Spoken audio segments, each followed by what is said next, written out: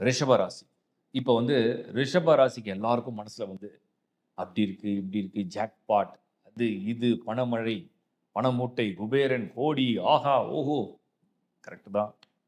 ரிஷப ராசியா இருந்தீங்கன்னா சந்திரன். சந்திரன் வந்து உச்சமடைகிற ஒரு ராசி ரிஷபம். சுக்கிரனுடைய ஒரு ராசி ரிஷபம். அடிப்படையிலேயே சனி வந்து ரிஷபத்துக்கு தான் முழுமையான யோகர். எல்லா மேட்டரும் கரெக்ட் தான்.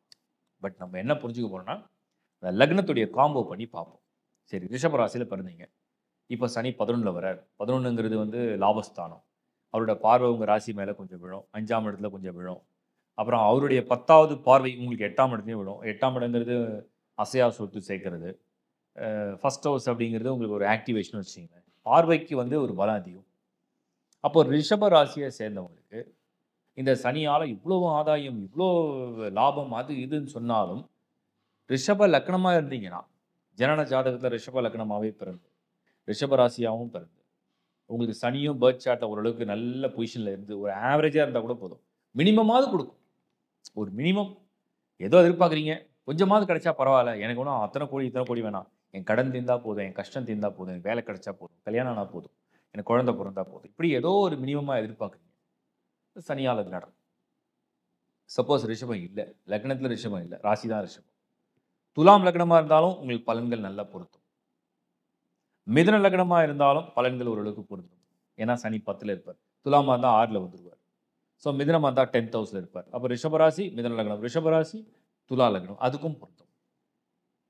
சப்போஸ் நீங்க வந்து மகரம் அப்படிங்கிற லக்னத்துல பிறந்து, ரிஷபம் அப்படிங்கிற ராசியில தொடர்புல வரீங்கன்னு சொன்னோம்னா, அப்பவும் இது நல்ல பலனை தரும். ஏன்னா மகரம்க்கு 3ஆம் இடம் ஃபேவரபிளான ஹவுஸ்ல போவார் சனி. இதுவும் கொஞ்சம் பாசிட்டிவா தான் இருக்கு. மற்ற லக்னங்களை எடுத்து பார்க்கும் பொழுது, ஏன்னா சனிக்கு வந்து நம்ம வந்து இன்னொரு லக்னம் கும்பம் இருக்கு. கும்பமுக்கு பரவால்ல.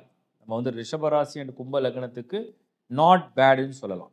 பரவால்ல, எவ்வளோ பரவால்ல. ராசிக்காவது நல்லா இருக்கு. லக்னத்துக்கு 2nd ஹவுஸ்ல பொசிஷன் எடுக்கும். பரவால்ல. இன்கம் அண்ட் ஃபேமிலி ரிலேட்டடான இஷ்யூஸ்லாம் வந்து கொஞ்சம் சால்வ் பண்ணலாம்.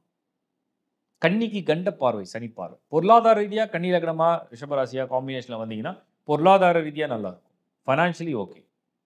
பட் ஃபேமிலி அண்ட் ஹெல்த் அதுல வந்து ஏதோ ஒரு சின்ன சின்ன ஒரு mood swings, mood out, sometimes வந்து ஒரு மாரி எமோஷனல் இம்பேலன்ஸ். இது மாரியான சில சூழ்நிலைகள குடுக்குது.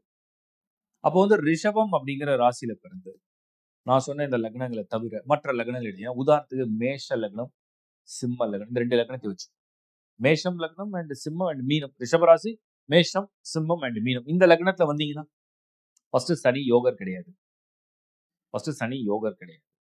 ஒருவேளை பர்த் சார்ட்ல சனியுடைய பொசிஷன் நல்லா இருந்தா ஓகே.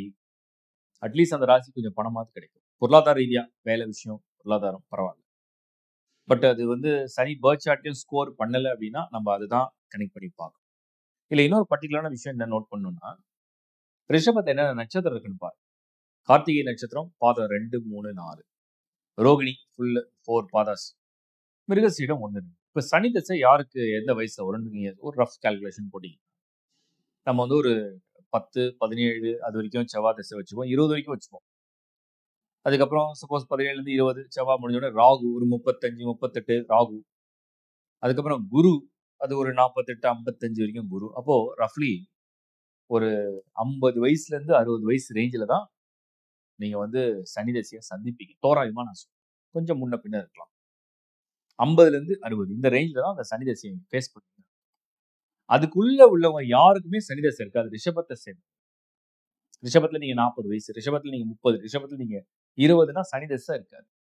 ஸோ இது ஒரு கிளாரிட்டி உங்களுக்கு.